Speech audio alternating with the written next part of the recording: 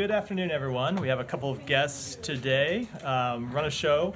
Our ambassador to the United Nations, Linda Thomas Greenfield, is here, along with our special envoy for Sudan, Tom Perriello. Ambassador Thomas Greenfield is going to kick it off with some open remarks. They'll take a few questions about the conflict in Sudan, and then I will return for the remainder of the briefing. So, Ambassador. Thank you very much, and good afternoon, everyone. Let me just start by welcoming Special Envoy Tom Perriello back from Chad just last week, but also welcome him back to the State Department. Last week, Tom traveled to Adre refugee camp right along the border of Sudan. It's a trip that I know quite well. I was at that same refugee camp just a few months ago in September. I also visited the camp 20 years ago. Hundreds of thousands of Sudanese refugees had fled for this camp in the months prior, 90% of them women and children. And among those refugees was a 6-month-old baby, born only days before the fighting broke out in Sudan. When I saw her, she was suffering from acute malnutrition. So small, so fragile, I thought she was a newborn. There's so much about her story that I don't know. How she arrived at the MSF hospital, whether she ever left the hospital. But I think about her today as the world nears a grim milestone, 1 year of horrific civil war in Sudan. How she was born as her country spiraled into conflict, how she was carried into Chad, her protectors walking miles and miles to reach a semblance of safety. How she spent those formative few months in a hospital too small and weak to even cry as doctors tried desperately to nurse her back to health. And how now she reaches her first birthday, having only known violence, hunger, and displacement. April 11th should be a historic occasion as we mark the 5-year anniversary of the revolution that toppled the Omar al-Bashir's regime, his 30-year reign. 5 years ago, you could practically taste the spirit of freedom, peace, and democracy in the air as women and young people took to the streets demanding change. And yet, that baby I met in September is not growing up in a free, peaceful, democratic Sudan. Instead, she's one of millions whose lives have been upended and forever altered by this war. Today, nearly 25 million Sudanese people live in dire need of humanitarian assistance and protection. 3/4 of them face acute food insecurity. Nearly 8 million have had to flee their homes in what has become the world's largest internal displacement crisis. We've seen reports of gang rape, mass murder at the hands of the Rapid Support Forces militia, of girls sold into sexual slavery, boys being made into child soldiers, of urban areas destroyed by area weapons, and entire villages burned to the ground. And yet, as communities barrel toward famine, as cholera and measles spread, as violence continues to claim countless lives, the world has largely remained silent. And that must change, and it has to change now. The international community must give more, it must do more, and it has to care more. And let's start with the funding piece because that's critical. To date, just 5% of the UN's humanitarian appeal for Sudan has been met. Already, the World Food Program has had to cut assistance to over 7 million people in Chad and South Sudan. And that includes 1.2 million refugees like the ones I met in Adre, people who were already struggling to feed themselves and their families. This is a matter of life and death. Experts warn that the coming weeks and months, over 200,000 more children could die of starvation. The United States, for our part, plans on significantly increasing our funding in the days to come. More than just lacking aid, however, humanitarian workers have been systematically obstructed from delivering aid to those in need. From the beginning, brave people have been on the ground, often putting their lives at risk to save people in Sudan. But at every turn, combatants on both sides of the war have undermined their work. That includes the Sudanese Armed Forces, which has impeded the major humanitarian aid crossings from Chad into Darfur. And that's where doing more comes in. Should the SAF not reverse course immediately, the Security Council must intervene to ensure life-saving aid is delivered and distributed, including, if necessary, through a cross-border mechanism. What's more, we must continue urging the warring parties to stop the fighting and get back to the negotiating table, as well as urge those outside supporters prolonging this conflict and enabling these atrocities to stop sending weapons to Sudan. Finally, I want to talk about the lack of care, the lack of attention the world has paid to Sudan. Just 5 years after a revolution that offered a glimpse at a free, peaceful, democratic Sudan, people are losing hope.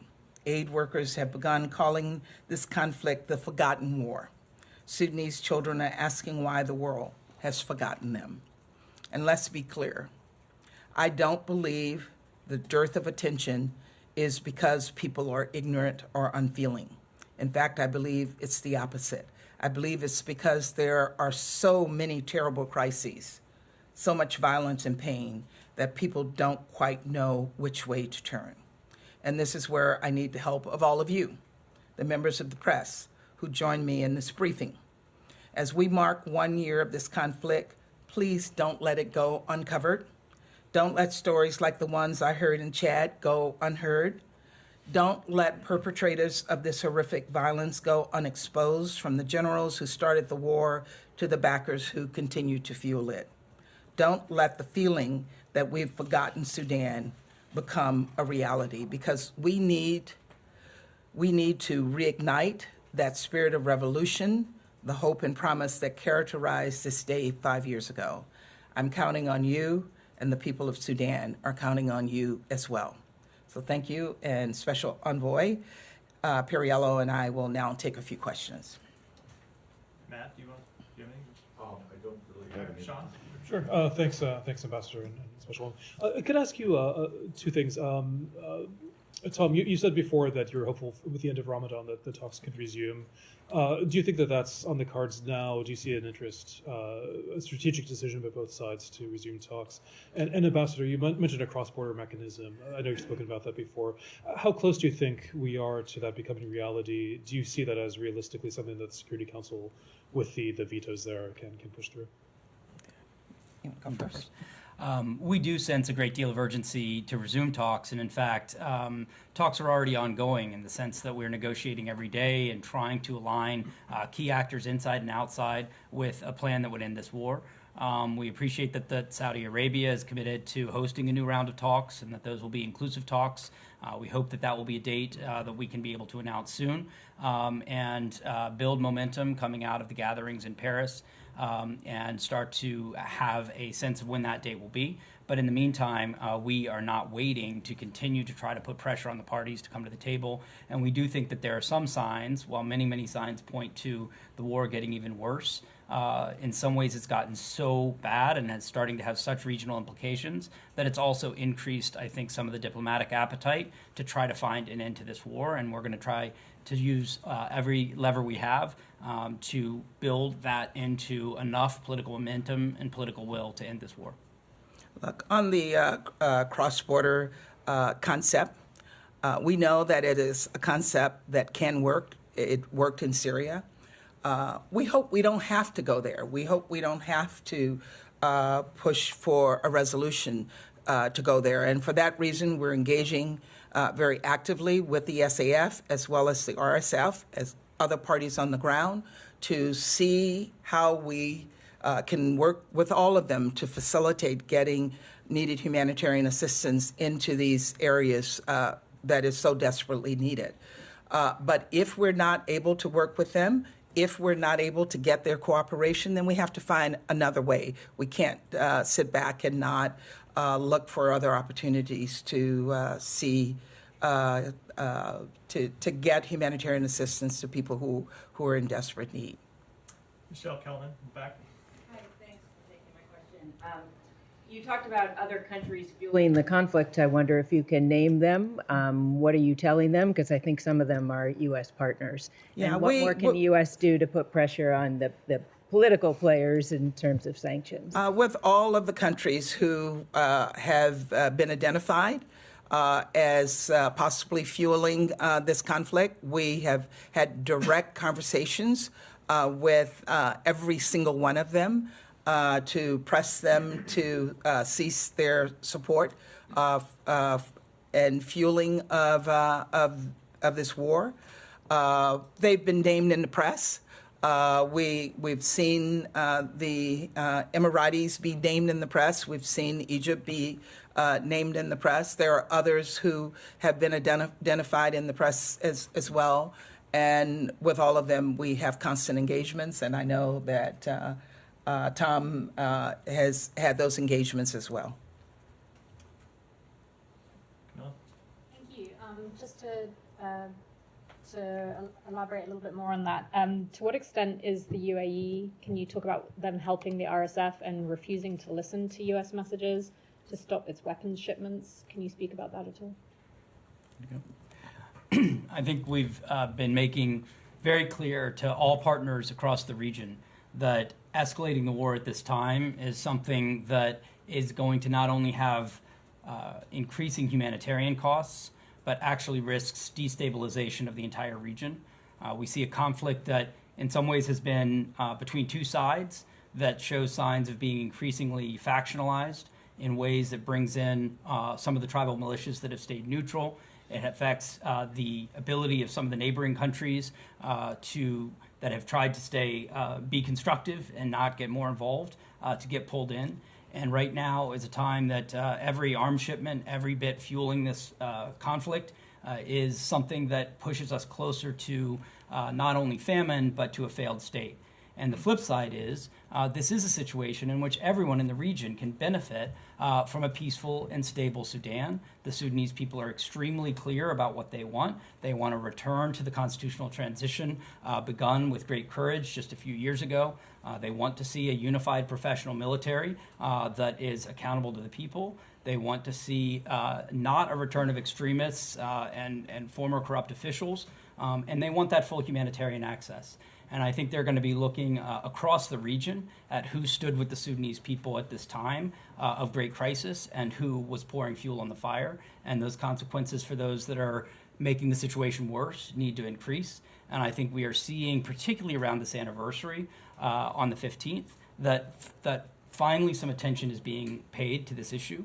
And we need those actors to know that the world is watching. And we need that not to just be one day, but that people continue to cover the sheer scale of this tragedy, but also cover the inspiring stories. If you look at the emergency response rooms, you see young Sudanese who've created cash apps and local kitchens to completely disrupt the kind of barriers being set up by the belligerent actors to get food into some of the hardest hit areas. These are stories of courage and of innovation and ones that are literally a lifeline for many of the Sudanese left behind. We have time for one more, son. Just to follow up on this point about the direct conversations with countries fueling the conflict, does that include Iran? And we've reported that Iranian-made armed drones have had a big impact on the course of the war. So is that something that you've communicated directly with Iran on? Are they included in those countries, and what would be the message?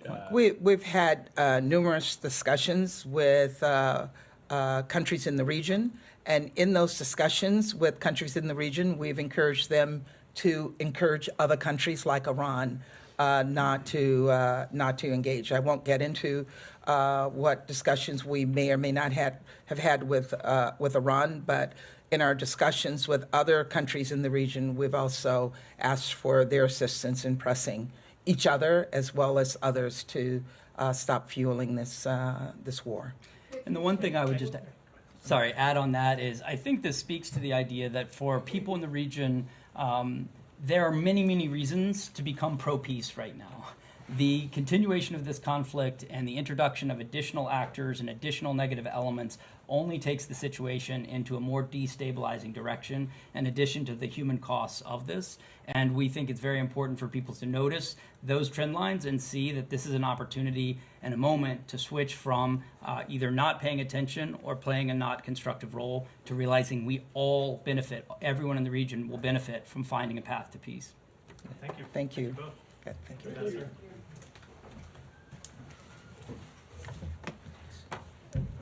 Okay.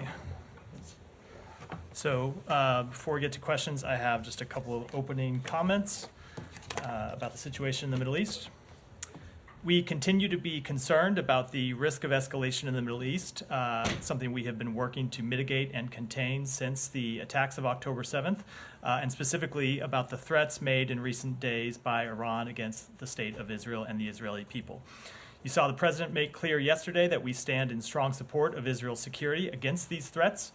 Secretary Blinken has been engaged in diplomacy over the past 24 hours through a series of calls to foreign counterparts, including Turkish Foreign Minister Hakan Fidan, Chinese Foreign Minister Wang Yi, and Saudi Foreign Minister Faisal bin Farhan to make clear that escalation is not in anyone's interest and that countries should urge Iran not to escalate.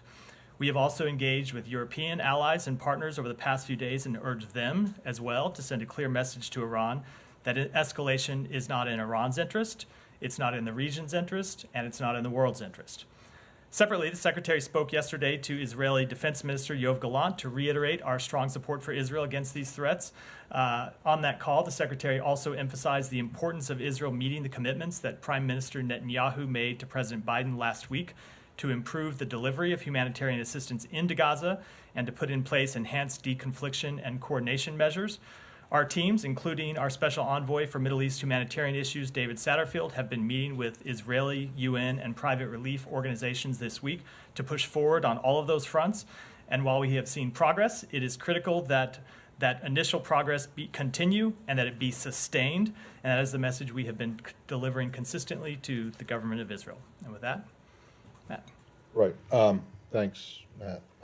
Just to, logistically, the calls that you just mentioned with the Turk, the Chinese, and the Saudi foreign ministers were all today? He talked to the Turkish foreign minister last night. He talked to Wang Yi this morning, and then early this morning, and then talked to the Saudi foreign minister later this morning. Okay. Are there others planned as well? I don't have any calls to announce, but we have been engaged in a series of contacts, not just at his level, but at other levels too, to talk to foreign counterparts to send this very clear message to Iran that they should not escalate this conflict. All right. I didn't want to raise this with the previous two speakers because obviously the Sudan situation is a situation in and of itself. But so much of what they said very powerfully about the conflict in Sudan could also, or does also, apply to what's happening in Gaza. And when they say, when the ambassador and special envoy talk about how every arms shipment leads us closer to famine and a failed state, do you not think that that same logic applies in Gaza? Just because it's you who are supplying the weapons, as opposed to whoever it is, the Iranians, the Emiratis, the Egyptians, whoever it is that's supplying the weapons in Sudan, doesn't the same thing apply? I would say that we are incredibly concerned about the humanitarian situation in Gaza, and that's why you've seen the United States government working to get more humanitarian assistance in. It's why we've been pushing the Israeli government so hard to let more humanitarian assistance in and to improve their deconfliction and coordination measures so there isn't such a loss of political life. And then on the political front, it's why we have been pushing with partners in the region to develop a plan for post-conflict governance in Gaza. So we don't see a failed state. So we don't see anarchy in Gaza. So we see a path forward for the Palestinian people's legitimate aspirations. That is very much the policy that we are trying to pursue and that we have been engaged in this administration from the president on down. But is it correct then, though, that the administration believes that every arms shipment to Sudan leads us closer to famine and a failed state? That that does not apply You have a very different. in Gaza. You have a very. I you get have a that, very. but It is a very different situation in Sudan, where you have a brutal civil war, two warring parties trying to seize control of the government, and in Israel, where you have Israel responding to a terrorist attack against its people and trying to achieve a legitimate counterterrorism and military purpose. That does not change at all the severity of the humanitarian situation, which is why we have been working so hard to improve that humanitarian situation for the So people you in don't Gaza. think that every arms shipment to Israel leads us closer to famine? We have continued to support Is Israel's that right correct? to. No, we have- it's- let I me don't know, let me it say. doesn't matter to me one way or the other. They are what different you say, but conflicts, but I I would know say they are, I would but say, I'm just I would asking say, you. They made the point in Sudan, and I'm answering and I that. just want to know if you they feel the same way about they are that. very different conflicts, but the humanitarian situation in Gaza is dire, and that is why we are working so hard from the president on down to get more humanitarian assistance in, and it's why we were working to improve deconfliction and coordination, so we don't see such a high number of civilian casualties as we have seen over the past 6 months. Thank you. Sean, go ahead. Can I just pursue briefly on the opening comments on calling Wang Yi and others? I realize you're probably not going to give a full read on this, but how successful was that? I mean, do you think there's an interest from these other countries as well to see Iran not escalate? So I'm not going to speak for any of those other countries. I will let them speak for themselves. But the point that the Secretary has been making to each of these counterparts, foreign counterparts, both those in the region and foreign counterparts outside of the region, is that further escalation of this conflict doesn't just hurt Israel, doesn't just hurt Iran, doesn't just hurt the countries in the region, but that it harms every country in the world. Every country in the world would be hurt by wider regional conflict. Every country in the world would be hurt by wider regional war, both economically, diplomatically. And so the Secretary has been making clear to every country that has any semblance of a relationship with Iran that it is in their interest to use that relationship to send a message to Iran that they should not escalate this conflict. But I will let those countries speak for themselves about what action they may or may not take. And I have to ask, I know this has been asked before, but Iran, of course, argues that a diplomatic facility was struck in Damascus. Has there been an assessment at this point from the United States whether this was indeed a strike at a diplomatic facility? We do not have a final determination. It's something we're still assessing. Do you think there will be an assessment at some point from the U.S. on that? I do, but it's something we're continuing to work through. Matt, on this, Yeah, Michelle, go ahead. reports say today that Iran delayed or changed plans to attack Israel at the last moment due to U.S. warnings. Can you confirm that? And do you still expect an Iranian reaction to the attack on Damascus? So I'm not going to speak to what Iran may or may not do or what our assessments are. You don't need an intelligence community assessment to see the threats that Iran has been making. They've been making those threats quite publicly and quite loudly over the past few days. So we will continue to send the message to them that it is not in their interest to escalate this conflict, and it's not in the region's broader interest, and we hope other partners will send that same message. Yeah, go ahead, Nadia. Sure. I wanted to ask this question actually to the ambassador, but the Iranian mission at the UN said that basically if the US, or the Security Council rather, condemned the attack on the consulate in Damascus, this could have, any retaliation could have been avoided. So is this your understanding that actually you don't condemn it because you cannot verify whether it is a diplomatic mission or not? And also, do you think that Israel can go and attack any other diplomatic mission if this is proved to be actually a diplomatic mission and you don't expect any country to retaliate? So Just to explain a few things just in order. First of all, I think that's a pretty flimsy excuse from the Iranian government. If they don't want to widen this conflict and they don't want to attack Israel, they don't need permission from anyone else, either at the United Nations or they just have to make the decision not to do that. And that's the decision that they should make. Now, with respect to your second question, no, we do not want to see attacks on diplomatic facilities. We oppose attacks on diplomatic facilities. We continue to assess the exact status of that facility in Damascus and don't have a final determination on that question. Okay. Saeed, go ahead. Yeah, not Iran, but ahead. like Matt, I was struck with what the ambassador said. The similarities. You could change the word Sudan for the Palestinians or Gaza, and it'd be exactly the same, with one difference. I mean, you don't have any control over the conflict in Sudan. but you certainly have. Saeed, control. let me Can I say- just finish this- my question? I have not asked my Fine, question. fair enough. Go ahead. So, my question to you is, why has the United States not taken, it's the moral high ground and its ability and its leverage to end this conflict as it can? We have seen this happen in the past. We've seen it happen in 1982. We've seen it happen with this administration in May 2021. So, my question to you: why has not this administration taken that step to end this conflict now? So, first of all, Saeed, they are very different conflicts and very different situations, and that's incredibly important. The conflict in Sudan is two warring military factions following a coup that overthrew a democratic government who are fighting for control of Sudan. That is a different question than the conflict in Gaza that was started not by Israel, but by Hamas. Hamas launching a brutal terrorist attack that killed over 1,200 Israelis and citizens of other foreign countries. And Israel has the right to hold Hamas accountable for those attacks, as the United States would, as other countries in the region would, as any country in the world if it were the victim of such a brutal terrorist attack. That said, we are trying to bring this conflict to an end. You have seen us work to try to achieve a ceasefire, an immediate ceasefire of at least 6 weeks that would bring the hostages home, and that we have said consistently we would like to see widen into a broader end to the conflict. You have seen us work on post-conflict governance to try to find a path forward for the Palestinian people's legitimate political aspirations. And you have seen us work to address the very, very severe needs of the Palestinian people in Gaza. So we are working to try and do exactly that. Okay, let me just follow up. Please don't interrupt. Just let me Yeah. go. I'll go through the questions and get to If who I I get to. may, I just want to follow up.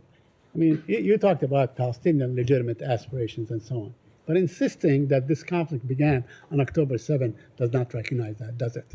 Does it recognize that the Palestinians have legitimate aspirations that go back 75 years, not just to October 7th? So they do have legitimate political aspirations that go back decades. It has been the policy of the United States for decades to try to achieve 2 states. But Saeed, I don't want to, not only don't want to, I fundamentally disagree that October 7th had anything to do with trying to answer the Palestinian people's legitimate political aspirations. It was a terrorist attack targeting civilians that killed civilians by a terrorist group that does not recognize the existence of the State of Israel. So when you look at trying to achieve a peaceful resolution to the decades of violence and the decades of political conflict between the Israelis and Palestinians, it is Hamas that has firmly rejected a political solution to that decades-long dispute. Yeah, but do you acknowledge that Gaza was under siege for basically 17 years, and every other year there would be an attack and a war by Israel time after time after time, killing Saeed, hundreds and thousands there of have been Palestinians? incidents going back in this dispute, in this conflict for decades. Nothing that happened on either side justifies the attacks of October 7th. I have a quick question on Yeah, Iran go ahead. before we- Just one, there are reports of the Iranian foreign minister coming to New York City next week to visit the UN. I'm wondering how the U.S. assesses the likelihood of an Iranian attack happening during that period of time, if it would have any impact at all. I don't want to speak to a time frame. We're obviously very concerned about the threat of an Iranian attack. We've made that clear from the president on down, but I don't want to put any kind of time frame on it. We were hoping, of course, to avoid such an attack in the first place. Do you think it's moving in the direction of avoiding one? I don't want to give any type of assessment. As I said, it is not in Iran's interest. It's not in anyone's in the region, anyone in the region's interest for Iran to escalate this conflict, and that's the message we're sending to them. You were hoping to avoid an attack in the first place? Has one happened? An attack by Iran. Yeah, no, one has not happened. Weren't you hoping to avoid the Israelis attacking an Iranian? Her question was. I know, hold on. Let me just answer the question. Your answer to her seemed to suggest that you thought the Iranians had already retaliated. No, my answer. Well, that's not what I would suggest. My answer was in the context of the question she asked me, which was about an attack coming next week. Fair enough. So, let's go. Let me. On that call, just the call Yeah. to Turkish Foreign Minister, was it purely Iran call, or did they have a chance to discuss Ukraine, the Caucasus, President Erdogan's upcoming trip, and why Turkey? Do you guys believe that Turkey has enough leverage to move the needle? And Iran, they have Iran's ear. It's not just Turkey. It's a number of countries. It's other countries as well that have relationships with Iran, Saudi Arabia, China. and we have made have had other diplomatic engagements with countries in Europe and other countries in the world because we want to send a very unified message. With respect to the call itself, the primary purpose of the call was to discuss Iran's threats against Israel. There were other issues discussed, but I don't want to get into those. I was asking because we have a statement from Khamenei last night saying that any Islamic countries supporting Israel or not supporting their narratives, they engage in treason. Any countries that what? Any Islamic countries that do not, fall in line with their narratives, they engage with treason. I was wondering how much your calculation of calling Turkey in this case is part of. It doesn't have anything to do with those comments. Obviously, comments are ones that wouldn't just be rejected by the United States, but would be rejected by other countries in the region. I have different questions. Let me stay in the region, and then go ahead. Thanks. On the hostage talks, can you give any update on whether there's been a response from Hamas? And also, is there a level of concern in the U.S. government about the Israeli strike that killed Hamas leader Ismail Haniyeh's family members? How that might affect the talks? I'm not going to give any update on the talks themselves, other than that we continue to engage in them and try to pursue a successful resolution. With respect to those strikes, I certainly hope that it will not, but I wouldn't want to make any kind of assessments. Stay in the region. Nadia, go ahead, and then we'll come back. Yeah. There's a record number of land that's been confiscated in the West Bank. That came out today. It's like between 2018 and 2023 is 5,900 acres that have been confiscated. The administration has always talked about this two-state solution, and one of the major obstacles is settlements. So if this land has been taken, and there's not just like condemnation from the administration, but actually there is nothing practical that we see that will stop this land from being taken, that will undermine the president's vision. So how can you go forward when actually there's no even base to have a state in the future? So two things. First, we have made consistently clear that we oppose further settlement activity in the West Bank. We think they are a barrier to peace. We think they are inconsistent with international humanitarian law. And I will just say, to put those actions in the larger context, there have been a number of things that the government of Israel has done over time that we have said are detrimental to Israel's long-term security. Obviously, settlements in the West Bank are one of them. There are other actions that it has taken in Gaza that we think are detrimental to Israel's long-term security. So what fundamentally it comes down to is we are working, as you know, with partners in the region to develop a path forward for Israel and the Palestinian people that we would present to them that would provide for post-conflict governance in Gaza, that would have a component to reconstruct Gaza, that would provide further assurances for Israel's security by its partners in the region, and there are other countries ready to step up. And so I'm making this a broader answer because all of this relates to that very question. It's not just about settlements. It's about what kind of future the Israeli people see for them in the region. And ultimately, and we're not there yet because we've not finished this plan and we've not presented it to the people of Israel and the government of Israel, but ultimately, this is a choice that Israel's going to have to make. Okay, just very quickly. The ambassador made a passionate appeal to us, the press corps, to cover Sudan, not to forget civilians, rightly so. But we haven't heard from any senior officials the same appeal about Palestinian civilians in Gaza. Number one, we have many journalists who have been killed, including our colleagues. We don't hear any, apart from condemnation, nothing's been done to protect them. And second, why can't the United States allow independent journalists to go to Gaza, since you don't have anybody on the ground, so they will have access and tell us what's happening there? So a few things. First of all, the reason you heard the ambassador make that appeal with respect to Sudan, and this is not for me to play editor or a segment producer, but is that we don't see as much coverage about atrocities in Sudan. We don't see as much coverage about the plight of the Sudanese people. We do see a lot of coverage of the Palestinians in Gaza, appropriately so.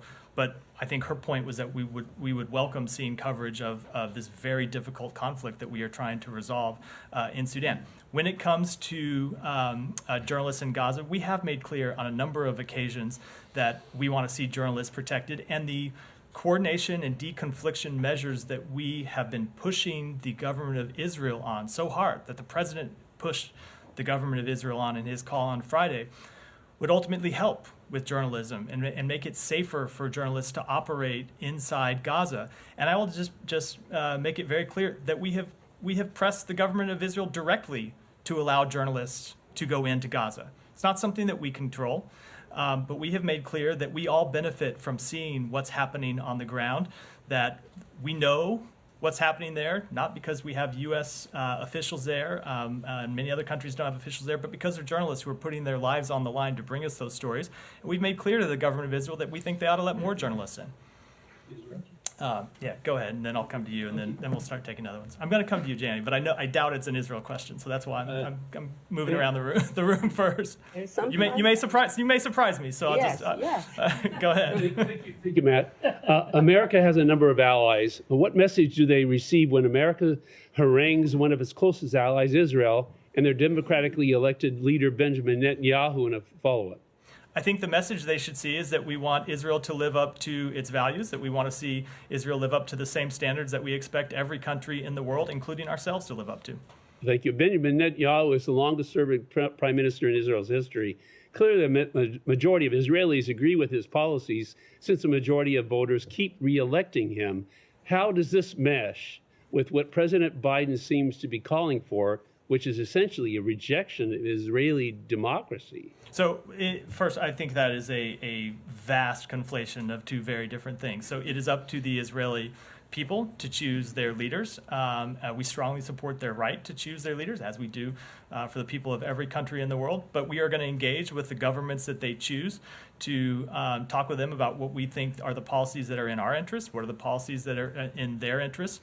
And you have heard the president himself spoke to this in the week right after October 7th, when he made the point, these aren't the exact words, but it's the general gist, that sometimes in the aftermath of a horrific event, your vision can be clouded and you can make mistakes, and we're there to offer them our very best advice as a country that's made mistakes in the aftermath of horrific events, and to try to keep them from making some of those same mistakes. Well, it seems like there's an attempt to demonize the current Israeli government, their efforts to support the overthrow of the Israeli government with a lot of protests. So that is not what you've seen from this administration. We've traveled to Israel. Secretary's been there 8 times, I believe, since October 7th, meeting with Prime Minister Netanyahu. The president has been there. He talks to Prime Minister Netanyahu all the time. The secretary just talked to the defense minister yesterday. We fully support the right of the Israeli people to decide who their leaders are. Thank you. Thank you, Matt. As Secretary Blinken spoke with the regional leaders about sending a message to Iran, were there any connections with the Iraqi leaders to send any message to Iran? I don't have any engagements to read out today. Okay, and have you received any signals from the Iranian government that they're taking these messages into their consideration? I'm just not going to speak for the Iranian government at all. And in the past few times, the Iranian used it to baseless justification to attack the Erbil and also Khorasan region in a response to the threats from Israel. Is there something that you concern maybe Iran this time use the same justification and to attack the U.S. allies and U.S. friends in the region in the retaliation for that attack? So 2 things. We have made clear to them that they shouldn't escalate this conflict in any way with respect to Israel, with respect to others in the region, with respect to U.S. forces. One of the first messages we sent to them when the Iranians were making these baseless claims that the U.S. was involved in the strike in Damascus is that is not true. We weren't involved. We didn't know about it. And you should not use this as a pretext to strike U.S. forces in the region, including in Iraq, as we have seen their proxy groups do over the past few months and the past few years. And last thing, have you granted visa for the Iranian foreign minister to attend we never speak to visa records. They're confidential by law, and so I can't speak to visa records from here. But has long been the case, we take our obligations as the host of the United Nations very seriously. So when he shows up in New York, you just assume that that's confirmation that he got a visa? Well, you can't travel here without one, so I can't speak to it, but you can't travel here without one. But I would note that Iranian foreign ministers have traveled to New York under administrations of both parties, including the last one. Yes, no, I'm not suggesting that there's anything inappropriate or untoward about it. It's just that, it's ridiculous. The guy shows up in New York. If he shows up in New York, it's pretty damn clear that he got a visa. I would welcome your advocacy to the United States Congress to change the law and allow me to speak more about any number of things from here, not just visa records. Janie, go ahead. Thank you. I didn't surprise you today, but I had to ask. I had to ask Ambassador Greenfield, and I hope you can answer this. All right. I'll do my best. Okay, I'm ready. Ambassador Greenfield will be visit South Korea this weekend.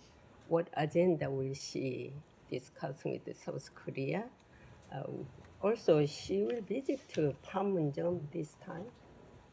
So I said I'd do my best. I'm afraid I'm going to disappoint you. I am not in a position to preview her trips. She does have a press office in New York, and I would urge you to send the inquiry. That's why you Go didn't ahead. give me any chance to ask her. She had a limited time. Sorry, Okay, I would have loved her to stay longer. The more questions she takes, the fewer I have to. All right. Not that I don't enjoy our lengthy engagements. All right, second question quick. The United Nations Security Council's expert panel on sanctions against North Korea was disconnected. Will the U.S. submit a report together with the other countries? And do you expect to discuss with South Korea or Japan about the continuation of this report? So, as I've said in the past from this podium, we are incredibly disappointed that Russia chose to block that panel from going forward. And I don't have any specific actions to preview today, but we are engaged with our allies and partners in other ways to continue to monitor North Korea's nuclear aspirations. Have you any discussion when the Prime Minister Kishida was here? Do you have any chance to discuss? I would defer to the White House to speak to those engagements. Go ahead. Thank And if I can ask you about your new diversity and inclusion chief, Zakia Carr-Johnson. She drew new criticism for past comments. In a 2019 piece, she claimed America's organizations and institutions were, quote, riddled with racism, patriarchy, and exclusion, that they refused to reconcile with the colonizing past, and called them a, quote, failed historic model.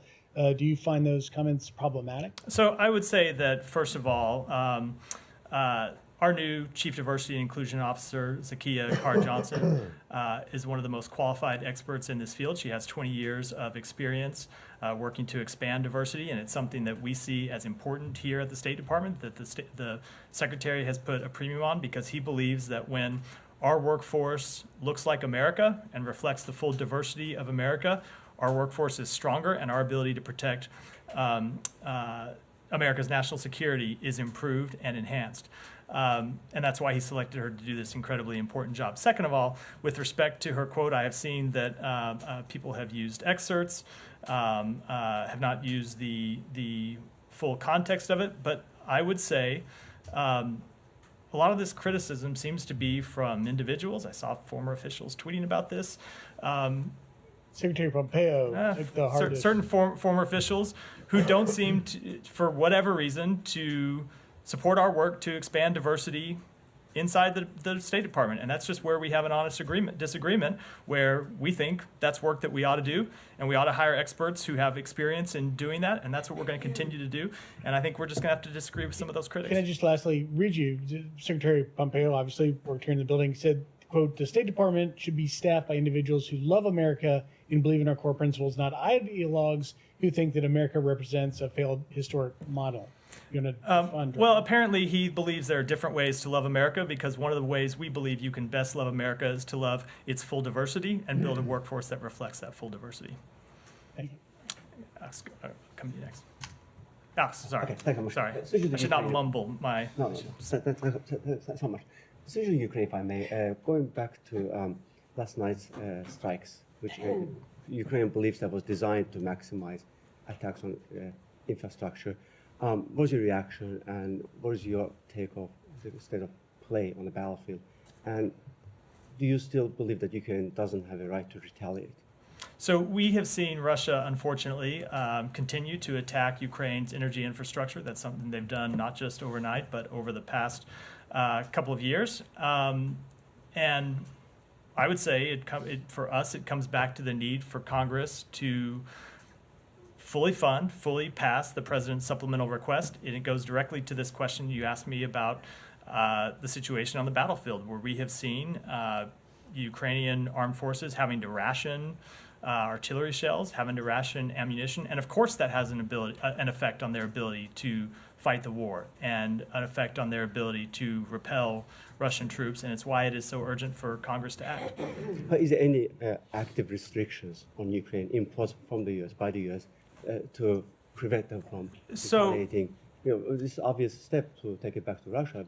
So two things. We have made clear that we do not encourage strikes outside of Ukraine, and we do not enable those strikes with U.S. provided weapons, and that we don't want to see U.S. provided weapons used for strikes outside Ukraine. Ultimately, when it comes to deciding how to prosecute this war, those are Ukrainian decisions, but we do not encourage or enable such strikes. I have one more, if I may, on Georgia. So what is there anything you have learned during the past couple of days, since Georgia government moved forward and submitted the Russian law?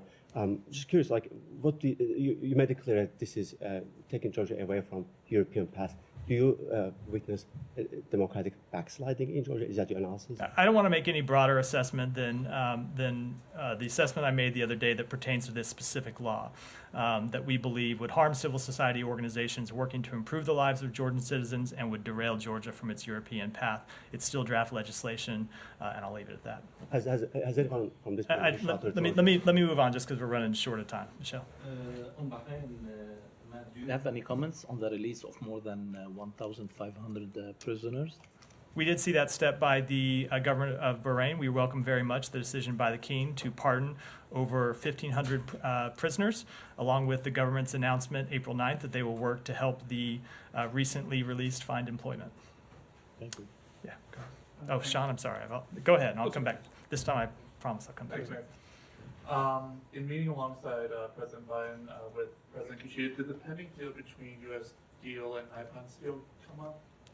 I will let the White House speak to those comments. In fact, I believe the president addressed them yesterday, or speak to that question, I should say.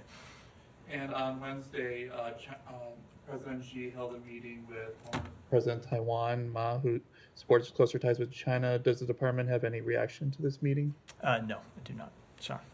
Two things. One, going back to Ukraine, the Swiss have announced a conference on Ukraine. This is in light of Zelensky's visit in Davos and the peace formula he has. Russia has had some strong words about it, saying that it's part of the Biden re-election campaign, I think, and that the U.S. is behind it.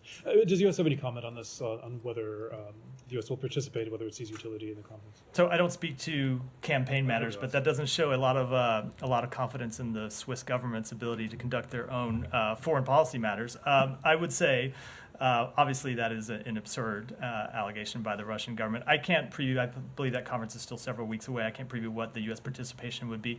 But we have supported Ukraine's diplomatic efforts. We have supported Ukraine's peace formula. We have supported President Zelensky making his case to other countries in the world, and we will that will continue to be our policy. But we have seen consistently that Russia has not been willing to engage in real diplomacy about a path forward for Ukraine. Ukraine has made clear that at the right time they would welcome that, and they have not had a willing partner in Russia. And just briefly, I mean, do you, generally speaking, think it's useful for the Swiss to hold this? You're supportive, regardless of the participation of? Look, our policy on this has always been nothing about Ukraine without Ukraine. If this is a diplomatic meeting that the Ukrainian government supports and wants to engage in, we certainly support their right to do so. I don't have any further comment on the conference itself or how it's going to shape up. Sure. Just one completely separate issue briefly. Mali, I don't know if you've followed the latest developments there. Ban on activities of political parties and then ban on media coverage of political parties. Anything to say about that? We are deeply concerned about the Malian transition government's decree suspending all political activities until further notice. Freedom of expression and freedom of association are critical to an open society.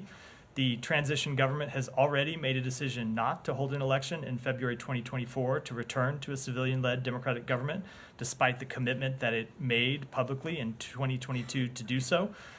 We call on Mali's transition government to honor its commitments to its citizens and hold free and fair elections. In Mali and elsewhere, democracy remains the best foundation for stability and prosperity. Simon. I want to ask about another conflict which is often getting forgotten, which is in Myanmar, Myanmar or Burma. The rebel alliance of rebel forces have taken the main border crossing with Thailand recently. The situation is very fluid in this conflict. Wondering, this is right up against obviously a U.S. ally. Are you having any? Is there any diplomacy going on from the U.S. with Thailand about how they should be dealing with this? You've got refugees coming across the border. the junta forces reportedly trying to sort of use Thailand as a, taking flights into Thailand to try to sort of push back the rebels in this case. So, wondering if the U.S. has any new sort of actions that you've been taking as this has been developing. So we have been incredibly concerned about potential spillover of this conflict. It's something that we have been focused on. With respect to any engagements with Thailand, let me take that back and get you an answer. I don't have anything to read out. Go ahead. Due to situation in Gaza, there is too much hate spreading all around the world, even here in U.S. as well. Is it a concern? It's absolutely a concern. You've heard the secretary speak to this on a number of occasions, including in Israel, when he said that the worst thing that can happen is people dehumanizing each other, and that once you see people on either side of this conflict dehumanizing each other, it gives license, not legit actual license, but they give themselves license to do any sorts of things that we would oppose and that are not in anyone's interest. So it's absolutely one of our concerns. We have unfortunately seen a rise in anti-Semitism. We have seen a rise in anti-Muslim sentiment, and the president has spoken to this. It's something we've been incredibly concerned about, both here at home and around the world. There are many religious scholars and others trying to portray this situation as a war between Muslims and Jews, while many others believe it is just a territorial conflict. What is your position on this, and what would you going to say to those spreading hate in our communities? So I don't want to see, we would obviously don't want to see anyone spreading hate in any form. And I would just say that we are trying to bring an end to this conflict as soon as possible and find a durable solution to this conflict, because it is in the interests of Muslims and Jews and Christians, Israelis, other countries in the region alike. It is in the interest of all parties to see this conflict end, and that's what we're trying to So one last question, if I may. Sir, you always talk about two-state solution, but whatever is happening right now, it seems impossible. So is United States partners and mediators trying to explore other options to bring peace in that region? So I spoke to this a little bit in response to an earlier question. We think ultimately that is the path forward, and I know it's incredibly difficult and it looks incredibly bleak.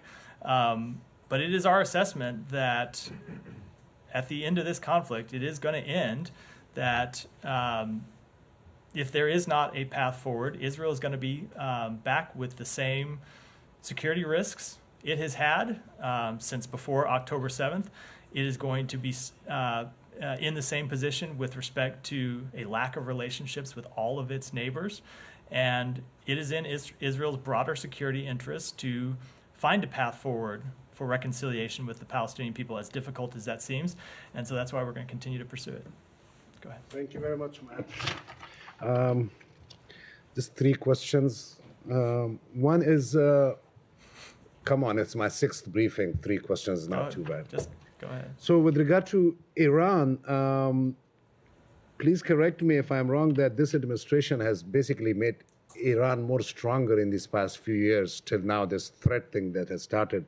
But can you confirm whether Pakistan and Iran, you have information that Iran is supporting the ISIS in Pakistan right now, these recent terrorist activities? Do you have any information that it's the Irani regime that is doing this or no? So I would obviously disagree with your characterization. I'm not going to get into a long rebuttal about something we've spoken to a number of times, but no, I do not have information to suggest that.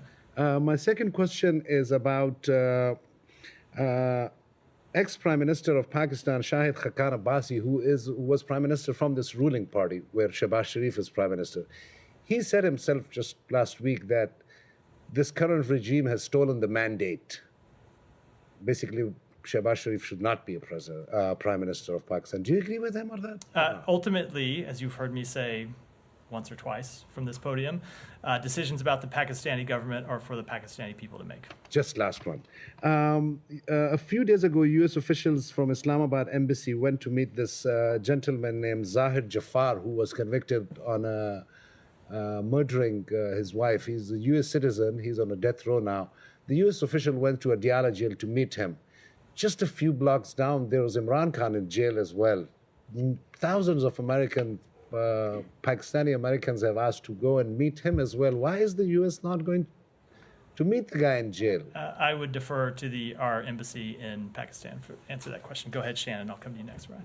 Thanks, Matt. On the State Department's latest travel alert for the U.S. Embassy in Israel, it details how American personnel have now been limited from traveling within the country.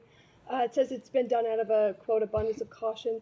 Just wondering if you can say definitively whether this is linked to the threat to Iran. So obviously we have seen Iran making public threats against Israel in the past few days. Israel's in a very tough neighborhood, and we have been monitoring the security situation. You saw us slightly adjust our travel warnings at the beginning of this conflict, and we conduct ongoing assessments all the time about the situation on the ground. So I'm not going to speak to the specific assessments that led to us to restrict our employees and family members' personal travel, but clearly we are monitoring the threat environment in the Middle East and specifically in Israel, and that's what led us to give that warning to our employees and their family members and to make it public so all U.S. citizens who either live in Israel or are traveling there are aware of it. Right. Thanks, Matt. President Biden said this week that the U.S. is considering Australia's request that it drop its extradition attempt against Julian Assange and instead allow him to go back to Australia. Normally when we ask about Assange, refer you to the Department of Justice, but now that the president has said that there are diplomatic talks going on, that seems like it would be squarely in the State Department. So is the State Department involved in these conversations with Australia? What can you tell us about these talks? That is a good way to try to get me to violate that rule about not commenting on extradition matters, but I'm going to refrain from doing so. I don't have any comment. I would refer to the Justice Department for comment on this. Does it broadly raise concerns for you about free speech and free press issues? You often will see dictators say, why is the U.S. lecturing us about press freedoms when they're trying to extradite a foreign citizen to their own maximum security prison? So I will let the Justice Department largely speak to this issue, but as you've heard me say here before, one of the crimes that Julian Assange is charged with is helping Chelsea Manning hack into government systems, not receiving classified information, but helping her actually break into government systems to retrieve classified information, which, as far as I'm aware, has never been considered a legitimate journalistic practice and is not the kind of practice that journalistic organizations typically engage in. Well, technically, he offered to help her cloak her identity so that she wouldn't be discovered. We as journalists do that all the time with sources talking on Signal and other devices to try to make sure that sources are protected. Is that considered helping? So I am now a little bit, but probably further than I ought to go about facts that still are contained, or alleged facts that are contained in a pending indictment. Go ahead. Thank you so much. 2 questions. Saudi Arabia joined Pakistan in addressing Jammu and Kashmir dispute while engaging with India through dialogue. Will United States encourage any mediation from Saudi Arabia between Pakistan and India? Because from very recent past, we observed that United States encouraged all those engagements that goes according to the regional interest of US, including the Houthis and Saudis talks. After October 7th, US stressed Saudi Arabia to halt that talks. Before October 7th, US was encouraging that. Let me take you that one back and get a complete answer. And number 2, National Security Advisor had a scheduled visit to Saudi Arabia for talks on Israel normalization. Is it rescheduled, or with the ongoing circumstances in the Middle East, there is some policy change expected from the United States? So I will let the White House speak to the National Security Advisor's travel, but I did see him at the White House podium 2 days ago saying that he does intend to reschedule that trip. Go ahead, and then we'll go here and then wrap up for the day. What is the State Department's position regarding Israel possibly conducting an offensive attack on Iran or Iranian interest? As Netanyahu today said, they're ready for defensive or offensive attacks. Wouldn't an offensive attack be part of that escalation that you say that we're trying to prevent? So I'm not going to speak to hypotheticals other than to say we don't want to see this conflict escalated in any way. Go ahead. Thank you. The Spain's Prime Minister, Pedro Sánchez, has said that he will recognize the state of Palestine before this summer and that he wants other European countries to join him. Do you have any Any comment on that? Every country has to make its own decision with respect to when and where it recognizes entities in this regard. I will say on behalf of the United States, we have always believed, we have always strongly supported the creation of an independent Palestinian state, but we believe that that's something that is best achieved through dialogue and negotiation between the two parties as well as other countries in the region, and that's something we're actively pursuing. With that, And do you have one more? Yeah, go ahead. Yeah, also Mexico asked today to suspend Ecuador's membership of the United States after the raid on the Mexican embassy. Do you have any answer? I don't have anything other than what we said previously, which is we have asked Ecuador to work with Mexico to find a resolution to this dispute. With that, wrap for today. Thank you. Thanks, Thank everyone. you.